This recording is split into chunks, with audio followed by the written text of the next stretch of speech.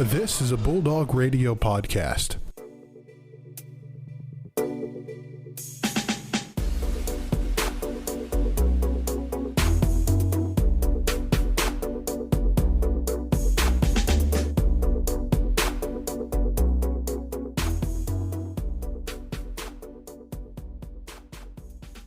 It's the MVSP Season 3, Episode 42. Wow, 42 episodes so far this semester, Brandon. That's pretty crazy for us to be able to get to. But we got a packed show for you guys today. Ferris State Sports Report, some college hoops coming back into the mix, maybe something else later on. We'll let you guys kind of have a surprise for that. But we got a big interview as well today with Brendan Michaelian, a senior defenseman for the Ferris State hockey team. So very excited for that. That's going to be a great time. But without further ado, Brandon, let's swing it on over to the interview. Now joining us in studio, Ferris State hockey player Brendan Michaelian is here. Brendan, welcome. Yeah, guys, thanks for having me. Appreciate it. Brandon, it's good to have you in the studio and, you just answer some questions. The one thing that was on my mind, especially when you agreed to come on the show, and the one thing that Brandon was pretty surprised about is you went to Robert Morris University before this, and for a lot of you guys who don't know about college hockey scene, they actually got their program cut, and it's going to be coming back, especially with a lot of support from the community, from the college hockey in general. They got a lot of support and a lot of donors, but for you, they're not going to be coming back to the 2023-2024 season, so it's kind of up in the air for where you're going to come. You end up coming to Ferris State. Can you kind of talk about how the University of Robert Morris kind of let you guys know that the program was going to get cut and kind of go in depth in detail a little bit about that? Yeah, it was a mess, I guess, to say the least. I was actually with Justin. We were just skating. It was like a Wednesday, in the middle of summer. We were literally just getting ready to go on the ice, and we were getting ready to skate, and I was just getting dressed in the locker room. But before that, earlier in the day at 12:30, we got an email from the athletic department saying there's a very, quote unquote, there's a very important meeting. So hop on this Zoom call. Oh. And we're like, okay. We maybe thought, as hockey players, we had a pretty good year the year before. And we're like, okay, maybe, we're getting, some cool update, locker room update. Or, most of us, because all the athletes had to be on it. It wasn't just the hockey team. Yeah. So, we're like, maybe it has something to do with COVID. Or, something, along the lines of that. Or vaccines or something. We're like, okay, it's not that big of a deal. And lo and behold, we got on the call. And I'm actually, so I'm in the locker room and getting dressed. I'm, half dressed, whatever. Just have my phone sitting right next to me in the locker room. I heard was, the president and the AD get on and they were like, we're cutting men's and women's ice hockey. Wow. And I just my jaw drops. I'm like, I look at my brother, I'm like, I just go numb, my whole body. And I'm just like, do you just hear what I heard? And he's like, yeah. And oh crap. And obviously worse words were said than that. A couple of expletives were probably talked about a little bit. Sure. Yeah. And, I just kind of went into disbelief. I went into shock, and, it was just bad timing. I mean, think about, it was middle of the summer. I think it was May 26th, if I remember correctly. Sorry, my brain might not be working good. But, and, at that time, too, you got to think about it. The transfer portal is already full because COVID the year before. So kids were trying to transfer out and, get to play that year. And kids are just leaving, going other places. And so the transfer portal's full. There's 300, 400 kids in there, whatever, I don't know. And then on top of it, it's late in the summer. We got about a month or so till we have to be back to campus. And, teams are done recruiting. They've done all their recruiting. They have their incoming guys. And then, they have their some transfers if they wanted to take them. Then all their money, took all their money away, gave it all to them. And it's okay, what am I going to do from here? So, it was just kind of, I think they could have done it a lot better. A lot of us always talked about it. It was just they could have at least come up to us and told us hey, this is your guys' last year. Maybe there's something you can do about it. Or, there's just so many other ways they can go about it and do it. I mean, especially because we were, biasly, we were really good in the community. We were good on the ice. We were pretty successful teams. I think the women, they were in the tournament that year. We won our regular season championship. And so we've had a little history of success in our conference for the most part. And, just the way we got treated by the university and the way they went about it was just very, very unfortunate, I guess. And it's just something I wish upon really nobody. Yeah. But it taught me a lot, that's for sure. Yeah, and to kind of carry on to that one, we mentioned before how like the community got behind a lot of donors and people like that really kind of brought the program back. How good is that to see that, although it's going to be a rebuilding process for them, especially since a lot of the players are gone now, how good is it going to see that, Colonial hockey can really continue on pretty soon? Yeah, I mean, that's going to put a smile on my face for sure because, I obviously would have never left if that didn't happen. And, just be able for, other kids to get the chance to put on the RMU colors in the jersey and, represent that school. And hopefully, I know they got a great coach in Derek Schooley over there and, he's done nothing but help me. And, I'm sure pretty positive he's going to help, every other kid that steps into that locker room and on that ice. And, I just hope they're going to be successful, and I know they will. Yeah, and I mean, after that whole that crazy scenario, I mean, you find up your way here at Ferris with Coach Daniels, and when you went through that process, what exactly brought you here? Because I know you played with some of the guys that are currently on the team, like Jason Branshaw, Marshall Moyes in amateurs. Did that factor in your decision, or what was the major part that brought you here? Your brother's here too, so that's probably a big thing. Yeah, that too. Obviously, yeah, Justin being here was a pretty big part in it, I guess, because they kind of knew who I was through him. But I mean, I think they were the first team that contacted me, because they heard, right after the news, they were on Justin actually, like, how's your brother doing? What are his plans? And selfishly, like, I really had no idea what was going on. I didn't know what to think. I was on the phone with all my, old teammates, coaches, like trying to figure out what's going on. But, they were really good about it. I think it would be wrong if I didn't say Justin being here had a part to do with it. I don't think if Justin was here, then, I'd be somewhere else. But, once, my situation, I guess, was a little different too, because when I did talk to Ferris and I came up on a visit, because it's really close to home for me, it's only 2.5 hours. So it was very, very easy for me to get up here. And obviously, like, with the I guess, temperature of, like, the situation, I kind of had to act quick and take whatever was given to me. So, like, Ferris came up. They're like, yeah, we want you to come on a visit, whatever. And came up here on a visit and talked to the coaches. Obviously, had a good conversation with them. And, I think just getting the chance to, play college hockey with your twin brother, I think that's pretty cool. It's something you can't pass up. And then mom and dad can always come up, too. I mean, they've been up every home weekend, I think. So they're loving it just as much as we are. But another thing that kind of factored into it for me was, like, when I was younger playing, AAA and stuff in Michigan, is I always told myself, I'm like, Ferris would be a really cool school to go to. Obviously, like Michigan or Michigan State, but, obviously, kind of tough. Didn't really happen. But, Ferris was always good when I was younger coming up and stuff like that. So I was like, if I could go to Ferris, I'd be pretty, if I could tell my 16-year-old self, hey, you're going to be at Ferris State, I'd be pretty happy with it. So, things with that, and then playing with Justin and being close to home, close to my buddies, it was definitely an easy decision. Yeah, it's really cool. And speaking of Justin, was there like any learning curve for the teammates kind of figuring you two apart? I mean, of course, on the ice, like, you got different numbers and stuff. So, I mean, it's easy to tell apart, and you're in different positions and stuff like that. But was there anything like when you're in the locker room or something, like people kind of call you by the wrong name at all or something like that? I think the guys, it took them a little bit. Like, they kind of knew Justin, obviously, from 3-4 years before, but there's definitely some guys who just kind of look at me. One of the first instances I had with Jacob Dirks, actually, this was the funniest thing. I'll never forget it.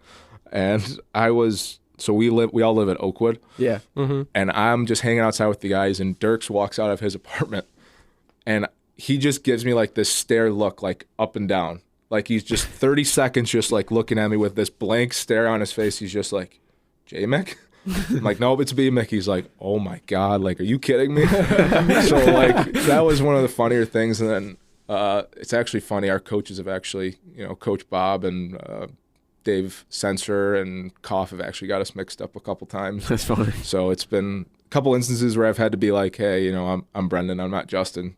So it's been funny, but hey, we've dealt with it our whole life, so we're used to it. Gotcha. I mean, that is pretty funny, that story. With being both of you having similar interests and being here, like, what's the main thing when you're like, what's the difference between J-Mick and B-Mick? What's the number one thing that people would say? Like, personality wise, or like? Sure.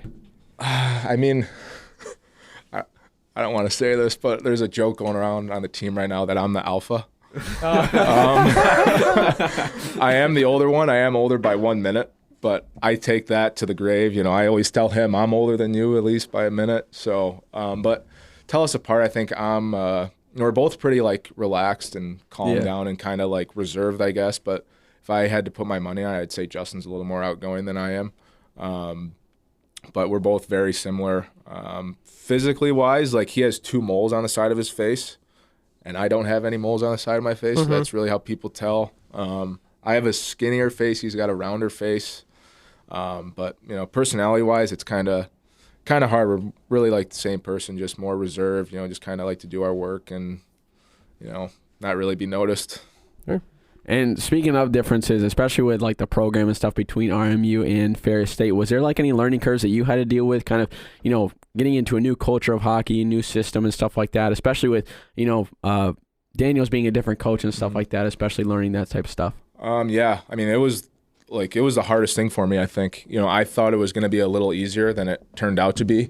But I learned obviously a lot about myself this year, but obviously about the process of like change. I was at the beginning of this, I think I was very stubborn in the fact that, obviously being at RMU for 3 years, I was going to be a captain this year. So I was like kind of like stuck on RMU. Like I was just like, oh, well, at RMU we did this. At RMU we did this. We did it this way. About anything, whether it was like practice, preparation, the amount of video we watch, how we travel on the road. I was always comparing it to like RMU. And I think, it's good to look at that stuff, but at the same time, I think it stopped me from kind of enjoying it at first and kind of being able to just find my niche, I guess you could say. I was constantly comparing everything, but it was definitely a learning curve. Things were done differently, and that's okay. We do things a little differently in practice on the ice. Systems wise are different, but they're all things you kind of got to adapt to, and I think that's a big part of growing up. And I think that was something that's made me really realize this year, and something I'm trying to do better at. But it's really like the same stuff though when you look at it. We're all smart enough, good enough hockey players to kind of adjust to the stuff on the ice, whether it's forecheck or D zone. Yeah. Things are different wherever you go, but you kind of, you live and learn through trial and error. That's what practice is for. We practice all week, and so it's been tough. I think the second half I've done a lot better, but just trying to, kind of just, not that I'm not bought in, because I am bought in to what they want to do. It's just can be very hard sometimes, so I'm just trying to do my best. Yeah. Breaking habits, that you've developed for 3 years is probably really tough to do. Yeah, and I don't know, I was just, to put it the best way, I was just really happy where I was at RMU. Yeah. And I never thought I was going to be gone, or never thought, because when you go to a college, you think you're going to be there all 4 years, right? Yeah. You're like, I'm going to be here all 4 years, and this is how it's going to be, but stuff happens. And, that's life. So, I mean, I learned a lot, but definitely a learning curve for me, but I think I've done pretty well with it. Yeah, but I mean, right now you guys are in pretty good shape. You've won 3 of your last 5, going up to face Lake State up in the Sioux. What's been the team's mindset really over this second half? You guys have really been turning it on. I mean, obviously Minnesota State was a little rough, but after those games, you guys have really settled in. And what's necessarily the mindset going now with the last two weeks before CCHA? I think the mindset for us has been intensity and belief. I think beginning of the season, we really didn't believe a lot in ourselves, especially you can look at some games where we had leads going into the third period or leads in the last 10 minutes of the game, and, we end up losing that game. And I think it happened, 6-7 times that first half. It's tough. And even against St. Thomas a couple weeks ago, tied it up with under a minute left, and then we lose in the last 20 seconds.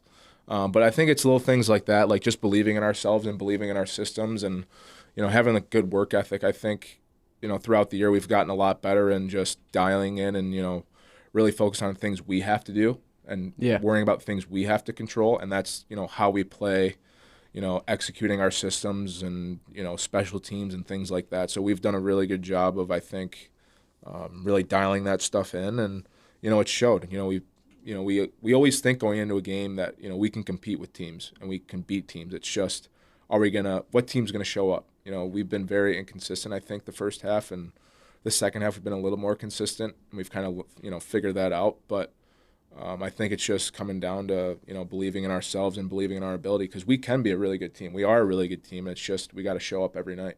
For sure. And, when me and Brandon get there at the rink, we got to get there a little early since we work for athletics and stuff. I mean, when I go get beat-ups, I got to walk through you guys, like kicking the soccer ball up. I see Stein with his stretches every once in a while. Are there any like superstitions that you have for your pregame routines or anything that you like need to do to get ready? To get locked in. I got too many. You guys are gonna think I'm crazy. Let them rip. Let them know. I want to hear. Well, my pregame rituals start on Thursday. So you got quite the build up. You got quite the build up. Yeah, well, I'm not as bad as Stein though. Stein, I think, starts like Monday, Tuesday. That guy's a robot. I was gonna say, I know exactly where he's at when he's doing his stretches. I can make sure not to get in his way. You can literally look at a clock, and I can tell you at exactly what time what Logan Stein will be doing. But hey, it helps him, and he's been playing, well for us lately. So, but yeah, I mean, I got too many. Thursday, so you guys know what like Normatec boots are, or like air boots are. Oh yeah, track and field, right? Yep. So those are like my best friend the whole weekend. I got to do those Thursday night, and while I do those, I got to read a book.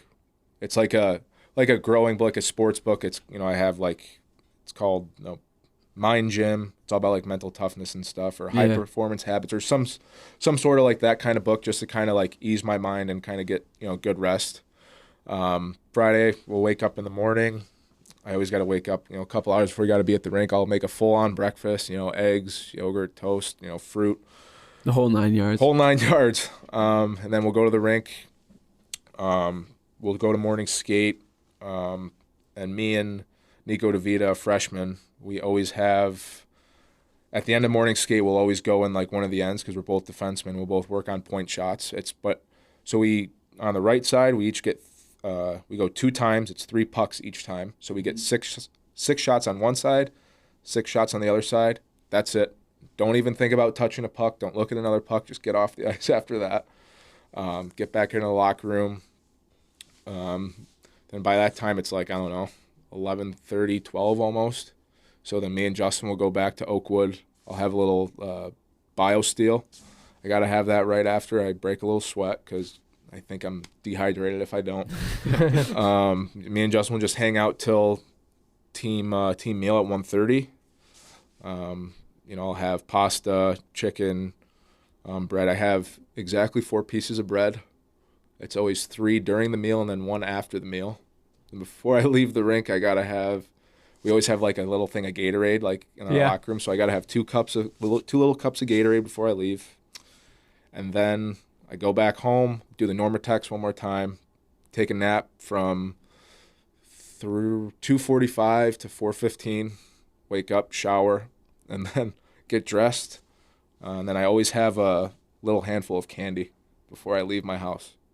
I don't know why. It's only crazy if it doesn't work. Yeah, it's only crazy if it doesn't work. I've been doing it since juniors, so and that's just my pregame routine. But when I get to the rink, like that's when it gets like even more crazy. Like you have to like tape your sticks at all or do anything like that? So get to the rink, get undressed, like get in my gitch, and I usually try and get there at like right at 5. Yeah. Get dressed. I go get a coffee from the kitchen, a bagel, a Cliff Bar. Sometimes I'll have fruit snacks. Depends how I'm feeling. Because I have to talk to Brendan Rons, actually. So he's like one of the other defensemen. I always tell him like what I'm eating. Like I'm like, hey, Rons, like, so I had my coffee already. I had my bagel. I had my Cliff Bar. Do you think I should have like fruit snacks? Like, do you think I'm all set? He's like, yeah, I think you're good. Or he'll tell me, no, you should go get some fruit snacks. So I listen to Rons, do whatever he does. So then after I eat, I'll go tape my stick, tape it the same way. You a toe to heel or heel to toe guy? Heel to toe. And I leave the toe out, and I use black. Well, you don't sock it, do you? Oh, interesting. Yep. I don't know. I just never done it. I mean, I used to do it, but I'm just not a skill guy, I don't think. Yeah, you only got to protect the middle of the blade. Exactly. So after that, tape my stick, put my stick away, I got to finish my coffee before I go play soccer. Play soccer till the meeting. We have our team meeting. We'll go stretch, roll out. Then I have to, before we roll out. I got to roll out in the same spot, and that's right at the Bulldog head and wink. It's right next to Justin too. And then after we roll out, before we do like our dynamic warm-up, I always got to do a lap. Wherever we're warming up, I always got to do like a lap. Come back in from warm-ups, I always got to see our trainer, Brady Hopkins. He's the best. He stretches out like my groins, hips, all that stuff. And then when I get dressed, yeah, there's more. I always have So I always have BioSteel, water, and then my Gatorade bottle, like that one right there. Yeah. So I have 2 things of water, a thing of BioSteel. Put headphones in, listen to music while I'm getting dressed. What's the playlist? It's kind of like everything, like EDM, old rap, new rap. I've been making this playlist since I think 2016. So You it's got Spotify or Apple Music Apple guy? Music. Ooh, Apple Music. Yeah, I'm a Spotify No, guy. I don't know why. I always liked something like that just comes on the iPhone. Like it's not another app you have to get. You don't just, have to download or anything. Yeah, and it all links up to my Mac and everything, so like I don't have to worry about anything. Yeah. So that's why I like it. But yeah, my playlist really anything. But I've been on an EDM trend here recently. But listen to music when I'm getting dressed. What else? Let's see. I got to put everything my right side on before my left. And so after everything I put on, so I go like shin pads, socks, pants, but every time like in between, I have to take like my Gatorade bottle like that, take a couple squirts of water. I don't know why. I just do it. Just to have it. See, just like, to have I it. think it's like more routine and like not superstition. I just been doing it forever. Then after that, I'll get to like the middle, like the mid part. So I just have like my pants and skates on and everything. And it's usually like, I don't know, like let's say we got like 10 minutes probably before we have to be out for warm-ups. And so I put my hood up and I just like kind of close my eyes and kind of like visualize what I want to do in that game, and kind of like positive self-talk sort of thing, like imagery thing to kind of get me in the right mindset. I'll put all my stuff on, have all my handshakes with everyone or whatever, but I always go out with 3 minutes left before we go. There's 3 minutes on the clock. I'll always be walking out of the locker room. Then before I leave the locker room, I got to tap my stick twice on the ground. All right. I mean, there's even more during intermission, but it's more so the same thing. Like my BioSteel, I got to drink like a third of it after the first period, the middle part of it after the second, then I finish it before the third. Then I have a Cliff Bar before the third period. And I think that's it. Wow. So, I mean, I'd hate to have to sit through what Logan Stein has to do. Yeah. I don't know how because like it gets to a point in the middle of the year where you're just kind of going through the motion. You're like, because if you don't do it, at least for me, like you feel like I just feel like off. off. I'm like, Yeah. I didn't do something today. And then I do certain things on the ice too, but we don't have to go into that if you guys don't want Yeah, to. we can talk about that off air or something like that. But Yeah. It's too long. I will say one thing, the fact of like cross country and track has that superstitious vibe. Just hearing that other athletes from other sports do it, I love hearing that stuff. It's something that I don't know. Like people call us crazy, but it helps. you Like you develop things that you need to do, and then like if you have a good game after you do it, it's like gotta keep it in the literally, routine. Like, if I have feel like I have a good game, I'll be like, did I do something different today, or like what did I do? Yeah. And like I'll be like, all right, I'm doing that now. Yeah, But you're it's replaying everything back in your mind. Like, literally, where was the difference? Literally, Where's the we're difference? crazy, like psycho. Yeah. Like, I wish I wasn't like that. Like some guys come to the rink and don't do anything, like do whatever. I'm like, I wish I was like you, but I'm not. It's bad. Just suit up and get ready to skate, but then you have to do all that stuff. It's funny. Exactly. For sure. But one last question for you, Brendan. We appreciate your time and all the insight that you've given us. What has been your favorite thing while you've been here at Ferris State? Favorite thing? I mean, I think it's kind of like just simple. It's just being with the guys all the time. Like we're together like all the time. And I think obviously I can say being with Justin is my favorite, but I'm always with him 24/7, even at home. Kid gets annoying, but I think just like the camaraderie and being with the guys is just it's second to none. I think it's something as like an older guy you kind of value more and more. Yeah. Especially because at Oakwood, like we all live in the same block, so like we all live in the 900 blocks. We're like all right next to each other. We're steps away from each other, which is awesome. But I think obviously just being with the guys, I think that's something I value a lot, and obviously got taken away from me at RMU, so that's something I'm just trying to like value and try and enjoy, my time here. So. Wow, that's incredible. But that's awesome to see, really. But thank you so much again for coming on. Really appreciate taking time. Hopefully the bye week goes well, especially with your injury. You can get recovered for next week when you head up to the Sioux. But thank you so much for the time that you spent here. Yeah, thanks for having me on, guys. That was awesome.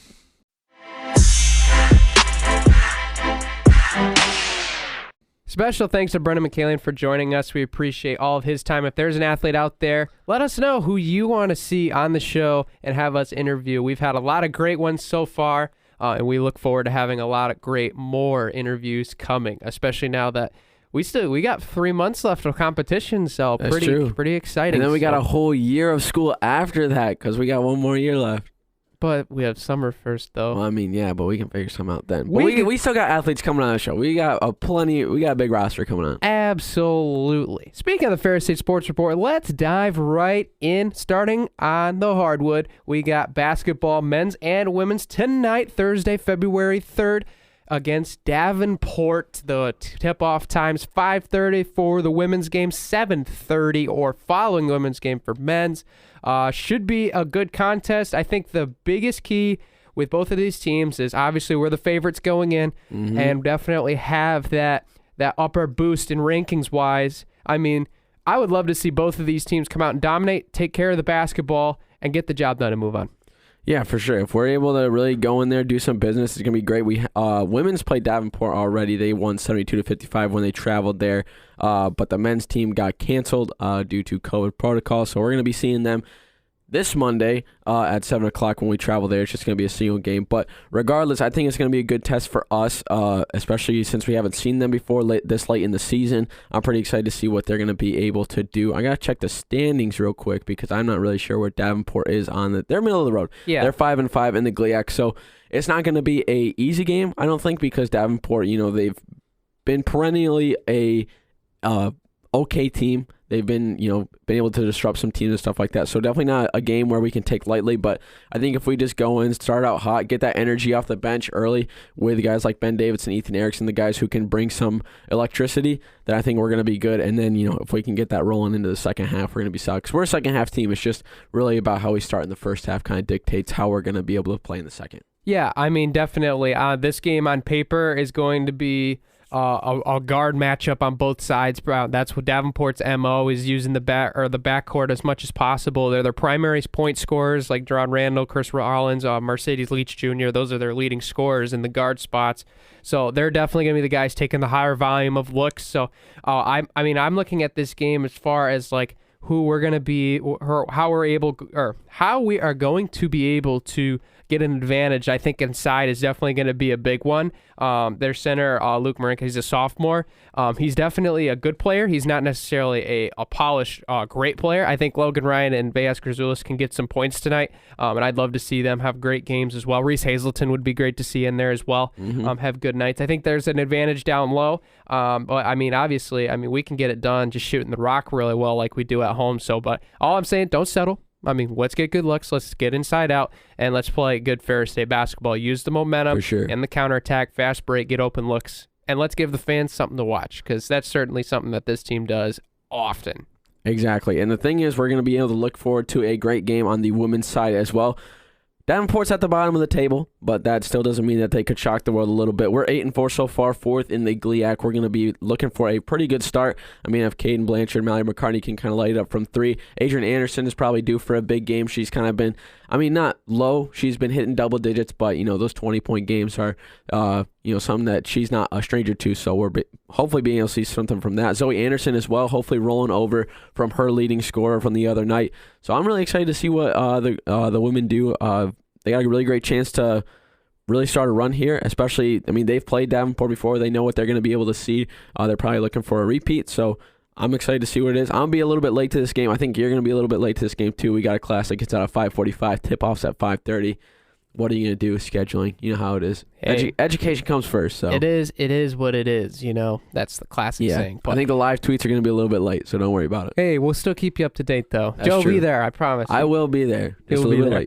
But, yeah, looking at Davenport, obviously the record tells a big tale already from just the off context view of this isn't a great team. But don't forget, this team was beating us after our first quarter in Caledonia a couple weeks ago. So this team is not necessarily your just prototypical team that is just going to lay down. Their season's already over. Like they fought really hard in that game at home at Davenport for them a couple weeks ago. So they're going to come out firing. I know that they're hungry. They would love to make an upset here, especially for a team that's still in the hunt for the top seed. I mean, we're not too far off potentially jumping back up to second because, I mean, if you look at the standings, I mean, Saginaw Valley right now 7-2, Michigan Tech 7-3. We're right there at 8-4. Wayne State's at 7-4. It's an open race for the 2 spot, and it is a really close race. So this is a big game. I mean, taking care of business. I mean, you mentioned it. Adrian Anderson, Zoe Anderson, those two have been really good in the scoring columns as of late. But I mean, also we're really good at distributing the rock too. I mean, Mallory and Adrian both in the top 3 leading assist leaders in the GLIAC as of now. I mean, they're do a great job of finding the open shooter. So being able to get those open shots, I think, will be available tonight, as Davenport is more predominantly offensive team than defensive team. So I think we're going to get them looks. And I mean, really, this is all a gear up. I mean, you got to tune up for Saturday because those are going to be the big games. Those are the ones that are going to count. That's the big game. That's probably what's on everybody's mind. It really stinks because I'm not going to be there. I have some prior commitments to attend to. But regardless, it's going to be a great game. I mean, both on the men's and women's side, women's have a chance to take down the number 1 seeded Grand Valley. They're 10-1 so far in the GLIAC. I don't know who their only loss has come to, but I mean, we were still pretty close when we traveled down to Allendale to take them on. Grand Valley for the men's side is sitting in a nice, easy 3 spot. They're 8-4 so far, but we got the big 11-0. Haven't lost, so we're going to be trying to continue that unbeaten streak, especially at Wink. That place is going to be rocking. I'm really excited to see what the atmosphere is going to be like in there. I know that a lot of students are going to be showing up. I know a lot of Ferris faithful are going to be showing up. Anytime that Grand Valley comes to town, it's a big deal. So that's going to be something we definitely got to watch out for. Guys like Jake Van Tubbergen, who's consistently in the talks for South Division Player of the Week. However, he's the guy down low, and Logan Ryan kind of shut him down last time a little bit. There was the one thing about Grand Valley is they compared Walt and Jake last time. I think we talked about this. Bad choice. You can't even compare those two guys because they're 2 different spots. But anyways, Walt just took care of business. So, I'm really looking forward to what he's able to do. I'm looking forward to, Ben coming off the bench. A lot of those guys, Lee, Dorian, those guys doing some work as well. So it's going to be a good game. Hopefully we can, finish the weekend undefeated, keep it up, get to 13-0. But, it's going to be a tough one. Yeah, and I love that you made that comparison from last game because they had hyped that up so much on the Grand Valley Athletic pages. Out. It would have been cooler if they compared like Jake and Logan and then see how that would have gone. What I loved is they were like, oh yeah, Walt didn't have a good game. He only had 10. It's like, yeah, because you guys let Dorian and Lee light it up from deep. They were 8 of 13 in this game all the way back in January. Like they just went off, both of them 23 and 21 points respectively, as well as them coming on this show. We appreciated hearing them learn how to shoot on this great team. Time. It was a great interview. You can check that out in the feed below.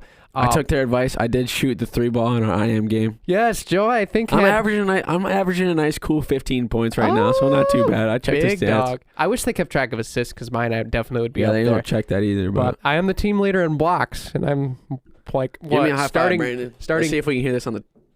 Yeah, there we go. Starting 2 guard. Anyway, back to Ferris basketball.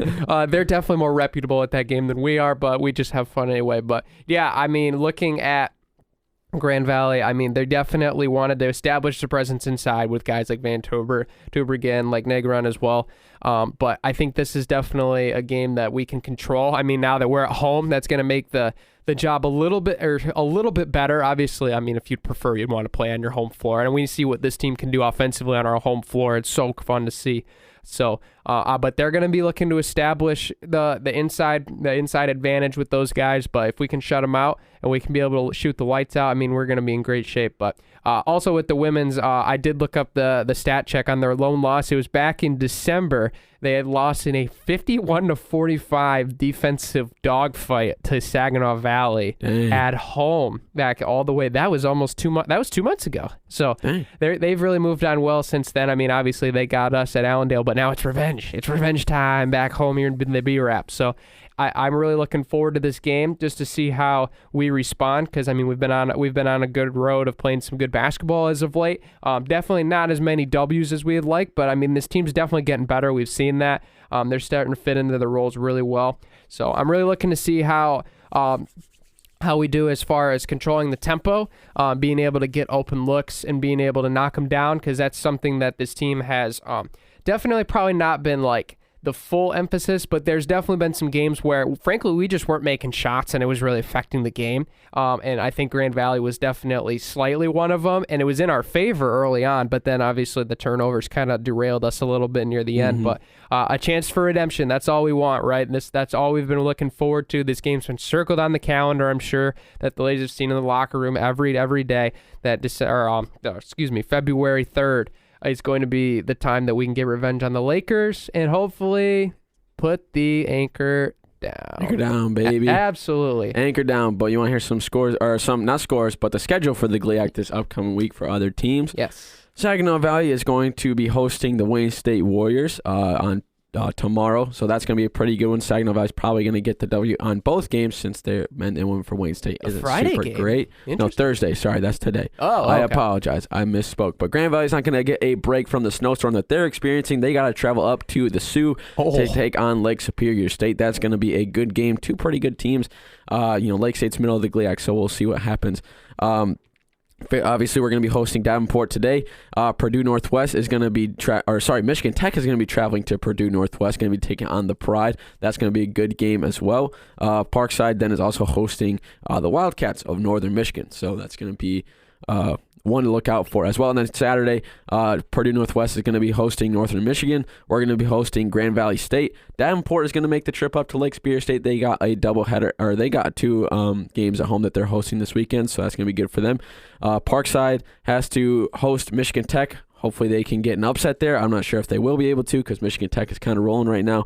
And then Saginaw Valley is going to be traveling to Northwood, Northwood's only game is against Saginaw Valley this weekend and Saturday. Yeah, that's a rip for the Grand Rapids teams and even like the South teams that have to travel because, I mean, there's like 10 inches of snow like down 10, 11. south of us in the entire state, it seems We like. just missed it. Like, it was like we got like an inch maybe yesterday, but like go down like 20 minutes on the highway. Like Cedar Springs got like 4 inches. Yep. Like Grand Rapids got like 11, 12. Detroit got like 16, I think it was, right? Yeah, it was like 8 as of like, I want to say like 5 o'clock yesterday. And it just kept on coming. Yeah, I heard from a friend down there that they were just still getting pounded upon. I was like, man, that's just rough because they're not used to that. One of my friends or my cousin that goes to Purdue, and then one of my friends that goes to Illinois State, like they got like 18, 19 inches, almost 20. Like they got class canceled throughout the rest of the week. That's like Rocky. That's like Rocky Appalachian Mountain snowfall. Yeah, that's like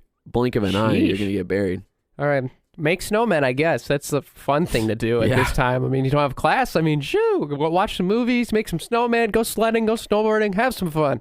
And if you don't like snow, don't worry. Wait 2 months, and it'll be okay. Right? Thumbs up?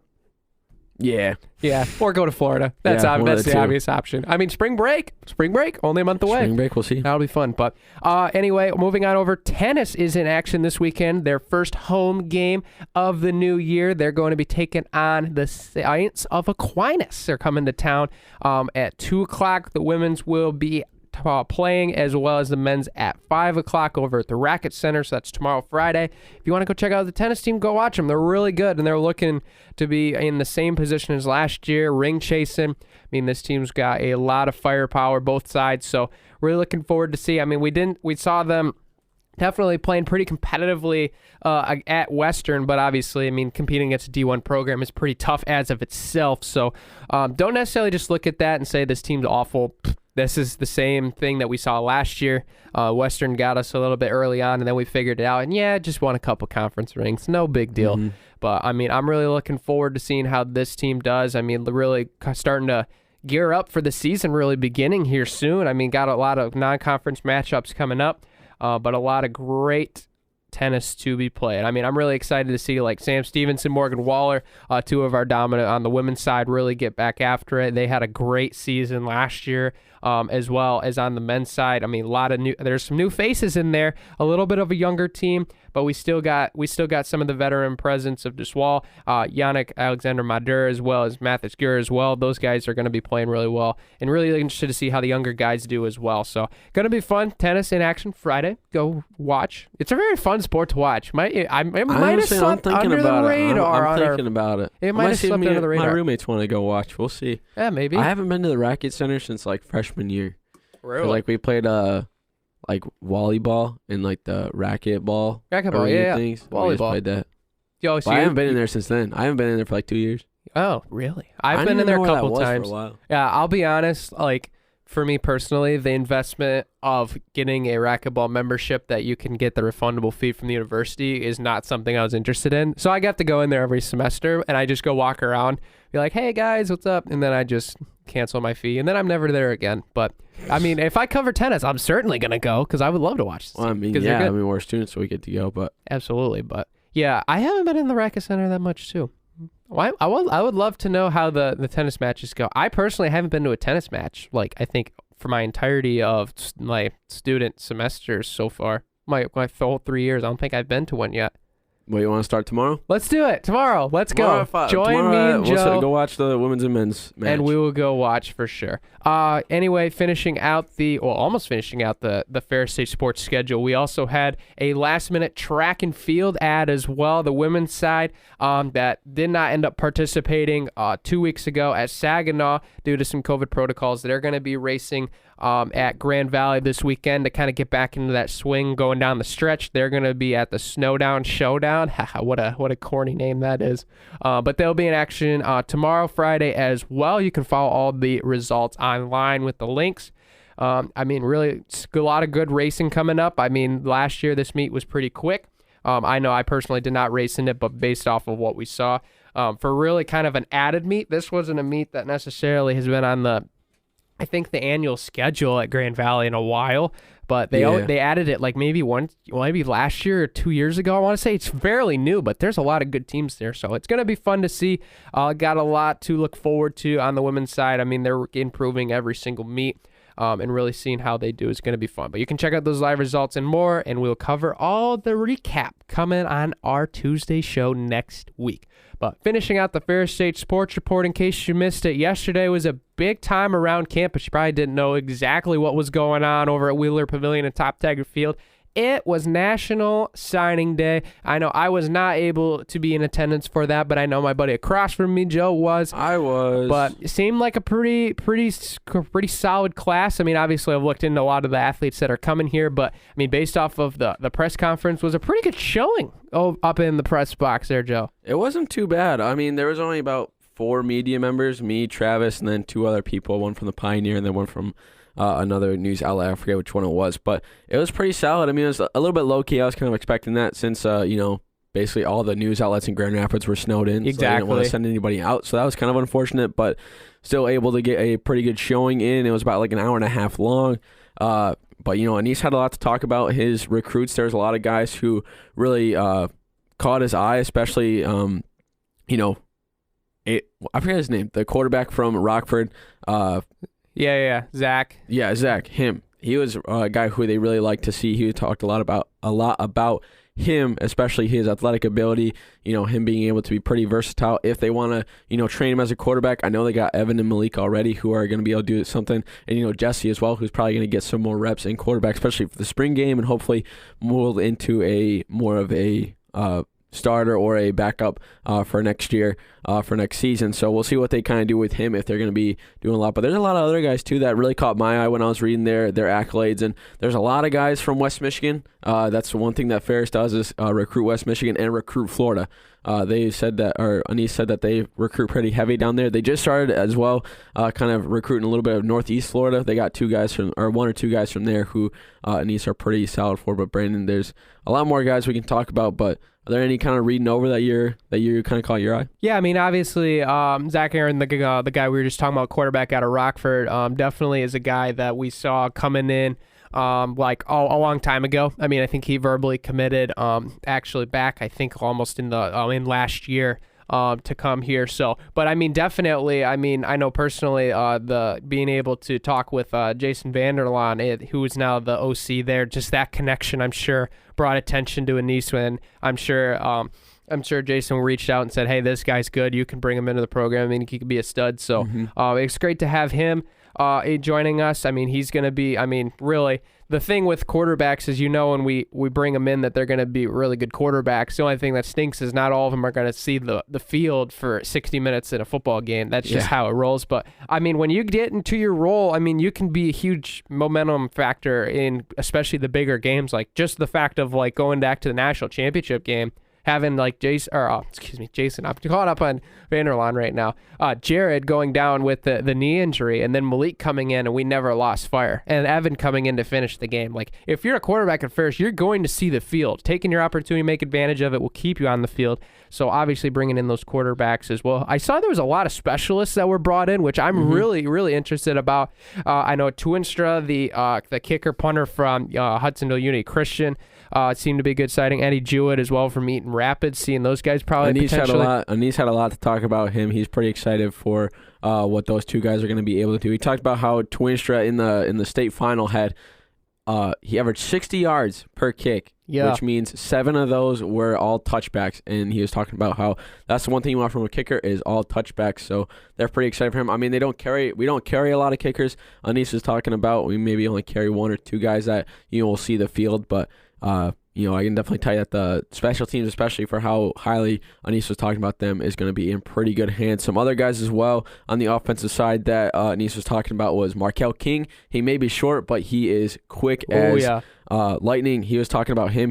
And a lot of people are saying, or Anise kind of addressed a little bit. He said how a lot of people were wondering why we have so many guys who are 5'8", 5'9", even 5'7", and he's like, well, I don't really care about the height. I just care about how they perform and what we're able to do with those guys. I mean, they got the speed, and we'll be able to do some pretty good stuff with it. There's a lot of guys on the defensive side that I'm excited about to see, especially to add to some of the guys that we might be losing from our defense, but that can probably add or if not improve what we already have. I mean, we're the number 1 defense, so it's going to be tough to do, but I think we're going to be in pretty good hands with this upcoming influx of players that we got for this signing day, as well as the guys who we signed last year and so on, the guys who are going to be making the team a lot better. So yeah, I mean, losing guys like Liam Daly, Alex Thomas, some of those guys have already declared for the draft, so they're going to be moving on. So, but seeing guys like on tape that could be really good in those spots, like CJ Jones, Chris Jonas too, just off the top of my head, that can be a really good impactful player on the defensive side. I mean, Eric Jackson as well. Those guys bring a lot of versatility. Damari Foster definitely plays with his head down. He'll be fun to watch. So just the fact of bringing in all these guys, I mean, for a fact that they're gonna have the ability to get guys in and being able to see what they can do. I mean, especially in early parts of the season when we got some pretty tough games coming. I mean, we got Lena Rhine now. We're gonna be traveling down there, I believe, in week 2. That's been announced. They were a national tournament team last year. So it's going to be fun. I know you touched on Markel King as well. I mean, Trey Redding is one guy that I also was looking into. I mean, out of the slot, that guy brings a lot of versatility as well. He's got some speed. He's got some good footwork and route running ability. So being able to see him, I'm really excited about the running back that we brought in from Chelsea.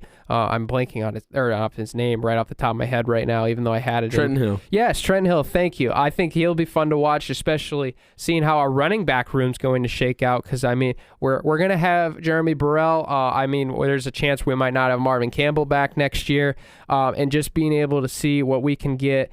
For a lot of the depth at the running back position. I mean, we saw a lot of Clark this year at the end of games. Is he going to be that guy to fill in? I liked what I saw on tape from Trenton Hill. I mean, he's got great vision, great cutback speed. So, I mean, there's a lot of great guys that we're going to bring in, and I'm sure going to get experience early on just to see how they take it. It's going to be fun. I'm really excited to see how this class goes. 22 recruits for the year 2022. A little superstition there. At 222 is when...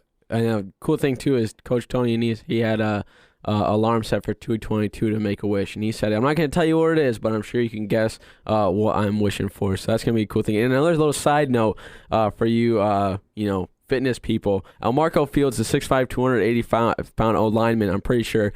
Anise said he reps 225 as a high school senior like 25 times. That's NFL Combine level. Yeah, that's ridiculous. Oh my, and when ridiculous. when he gets with the weightlifting program here, he's gonna basically probably double that. So very much looking forward to the strength that these guys have. I'm really looking forward to as well the Florida guys because Anise and kind of Rob and stuff like that we talked about is a lot of the Florida guys, they're really skillful, but they're not always super weightlift, or they don't usually weightlift too much because they can, work out and they can be outside and work on those skills all year long. But these Michigan guys, when, the snow hits, you can't really do much on the field, so they're in the weight room. So a lot of these Michigan guys, we're really looking forward to their strength and their capability on the field with that stuff.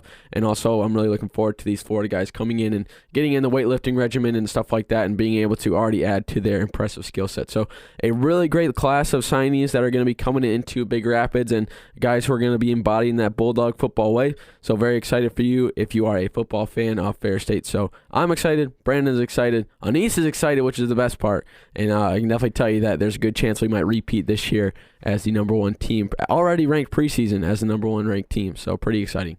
Yeah, and I mean, we've had success in Florida with a lot of the recruits that we brought in. I mean, Marcus Taylor, Sidney McLeod, just to name a few. So definitely nice to have that Florida pipeline still, despite the West Michigan heavy recruiting class. But hey, it's gonna be fun. Going over the final list of the 22 for those that haven't seen yet.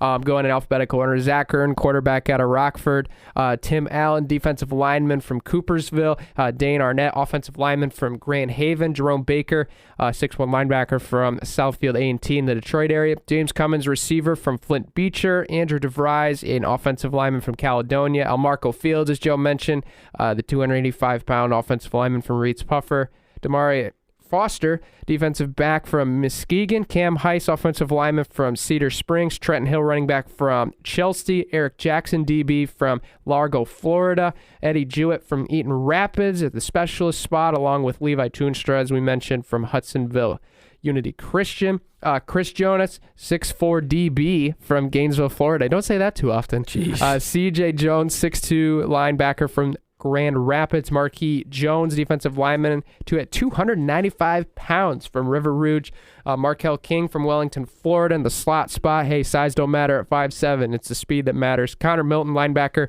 from Grand Rapids in the Forest Hills Central; Aquarius Ray, I apologize if I pronounced that incorrectly, running back from Orange Park; Trey Redding, a 6-foot slot guy from Warren at Michigan Collegiate; Perion Sylvester, 6'3" DB from Gainesville, Florida; and Miles Walton, a Muskegon born back from at the DB spot. So that's the full list of the 22. If you want more highlights and more analysis on the recruiting class, you can go watch online on YouTube at the Ferris Athletic page all the full press conference and all the highlight reels for all the players. It's fun that we got to see them because there's a lot of skillful guys that are exciting to see that are coming into the program. But that's the Ferris State Sports Report. When we come back, March Madness is coming. Who are me and Joe picking to cut down the nets? We'll tell you. Stay tuned.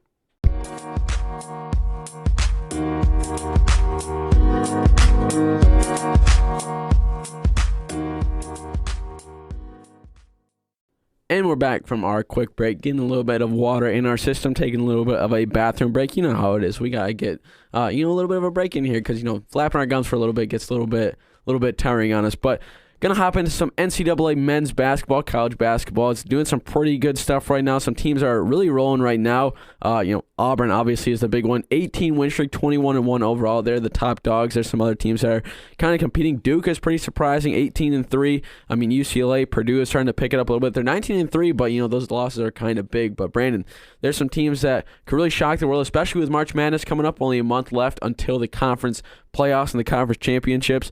I mean, what teams are really surprising you? Which ones do you think you're going to be keeping your eye out for? Yeah, I mean, what we're seeing from Auburn right now is nothing short of spectacular. I mean, what Bruce Pearl has done with that program over the last couple years, locking him up was huge, absolutely huge for this Tiger program. I mean, they've been awesome. They're right now ranked number 1 in the AP, and although Gonzaga, I mean, is always going to be up there. They're number 1 in the coaches poll right now, despite the tie in points from votes. So, I mean, I'm definitely looking at those two teams as front runners right now. Obviously, they're looking to be the Gonzaga Baylor that we saw last year right now because, I mean, Baylor's been on a little bit of a slump. They've dropped a couple games here. They're down to 8 in both polls. So, I mean, I love the Bears, Joe. They did me due diligence last year when I went through all the way and got that selection right. But, I mean, I would even say, like, the fact of, like, Michigan State's defense, like what they showed, I mean, they were playing really well against Maryland, but I mean, they almost fell apart in the second half. But I mean, you still got to credit them. I mean, they're 16-4, they're 13th overall. I mean, they're gonna that team right there is going to be interesting to watch. Now, we got Wisconsin, we got Purdue, and we got like Ohio State that are all fighting at the bit for that top Big Ten spot. Like those are definitely going to be some teams that you're going to watch down the stretch. Yeah, for sure. And I mean, there's some teams in the top 25 that like I'm pretty surprised are here. I mean, Kansas is starting to pick it up a little bit. They've had a little bit of a hiatus from that top 25 and being pretty good and kind of getting that recognition back a little bit. Villanova's back in talks. They're at number 12. I mean, Providence is making a surprising run. UConn is making a surprising run. Maybe they can go back to those Kemba Walker days where they were able to get that national championship. I mean, USC as well. Iowa State, I had no idea. If you told me Iowa State at one point would be in the top 25 of this year, I would not have guessed that. I mean, Texas, Marquette, LSU, some teams that are really making some really good runs so far, and I think it's going to be really, really setting up a really interesting conference championship weekend, especially for a lot of these teams that, are really fighting for a spot right now. And, these teams are out of the top 25 fighting for a better spot in that March Madness bracket. I mean, there's a lot of teams that we know that are, on the cusp of, a couple of losses, they might be out of the tournament. They might be in the NIT, and that's not something that you want, especially for a major D1 program. And I think you can probably tell who I'm talking about, especially. But, I mean, I'll just say it. Michigan right now is not playing super well. I don't think they're going to miss the March Madness by any chance.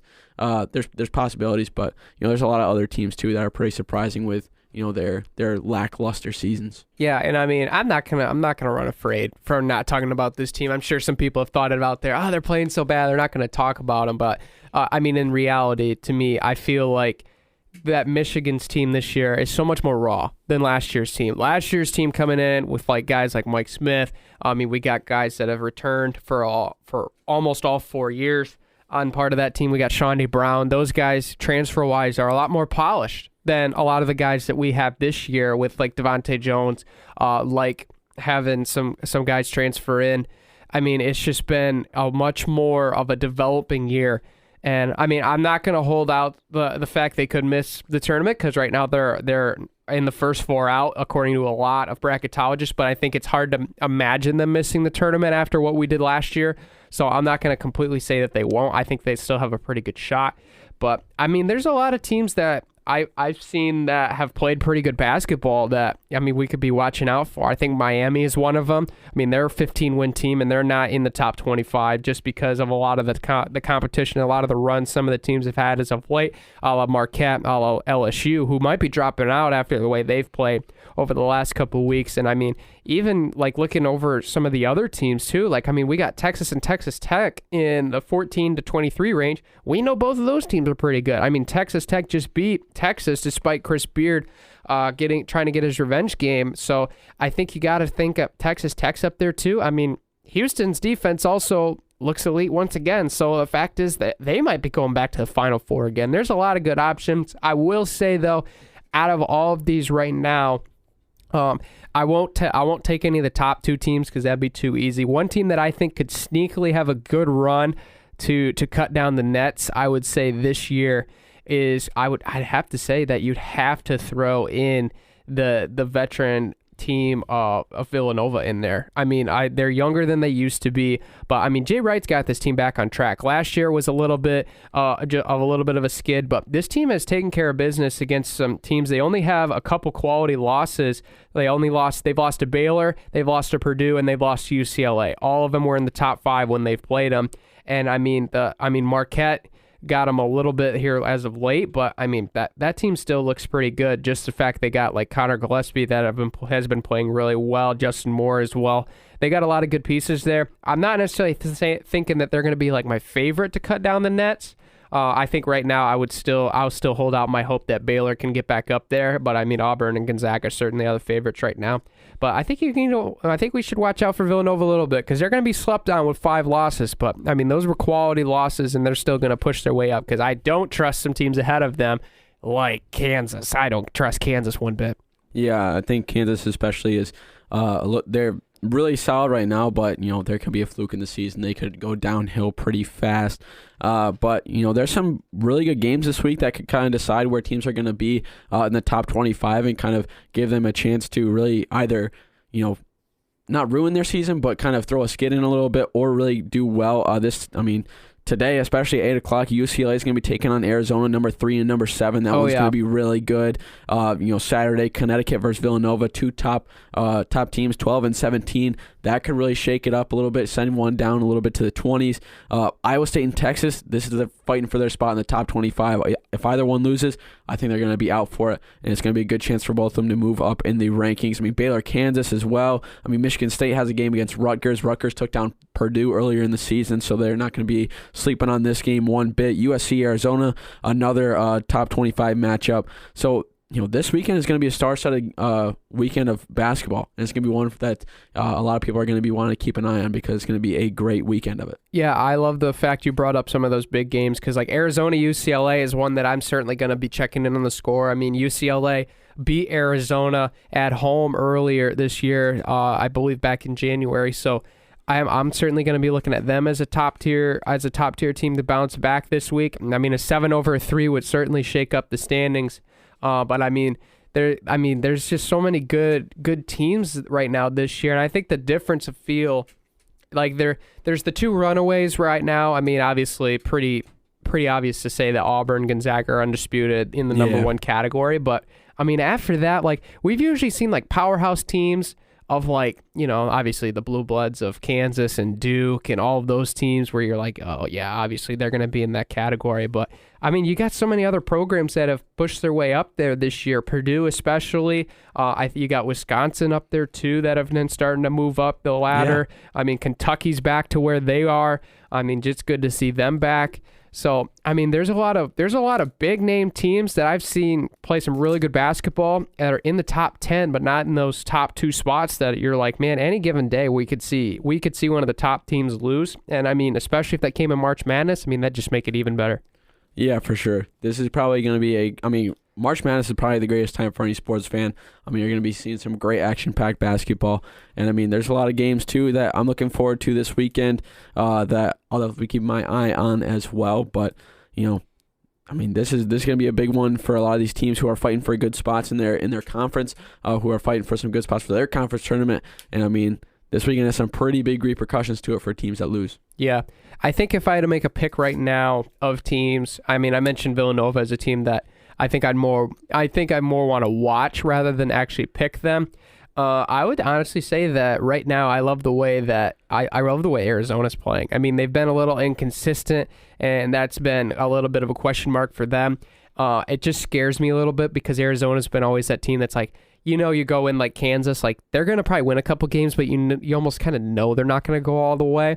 Like if you told me like I had to put a $20 bet on somebody right now, I'm picking Gonzaga 100%, just from what they've done and what they still are going to be able to do this season. I think they're still undisputed the favorites, despite Auburn over top of them. But I think Arizona's a legit shot. I just want to see them play more consistently. The inconsistency is probably what's going to kill them, especially if they have to play teams that are more consistent, like Duke, like Kentucky, like Baylor. So it's going to be interesting to see. What do you got your which team you got your eye on, Joe? I'm excited to see if Baylor is going to be able to really pick it up. I mean, they're 19-3, so they're not too bad, but they did just pick up their third loss just last weekend.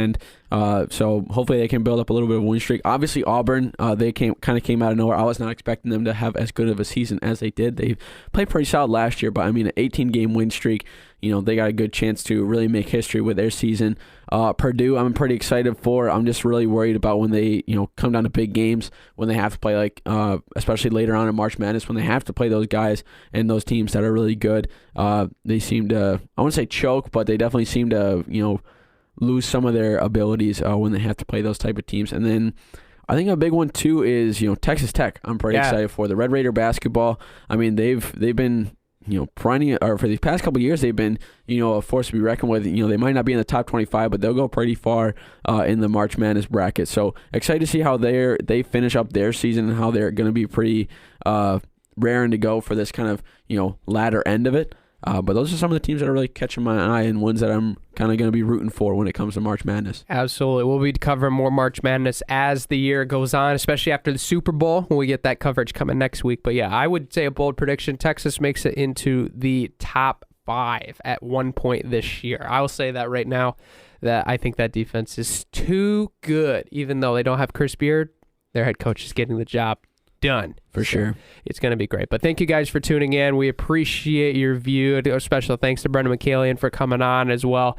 We love talking to him and all of his superstitions. Maybe we should set up Maybe we should have some superstitions for the podcast. Yeah, I was just thinking pick the up same some pregame thing. routines. Yeah, I know you always bring in your Gatorade bottle, and I always bring in a phone charger. But I mean, hey, maybe we start something. Maybe we do. Who knows? Maybe same song at the beginning of that. I don't know. Let us know which we might superstitions we should have to start. get some more consistency here. Who knows about it? But We'll see. But let us know if you guys would love to see the superstition. I guess that would be a fan vote. We'll make it a fan vote because I know you guys are voting on Spotify. We love hearing that. And yes, Tom Brady did retire, unlike some of the votes that we got that said he wasn't going to. Sorry, I guess Tom changed his mind. But until next time, guys. take care, everybody.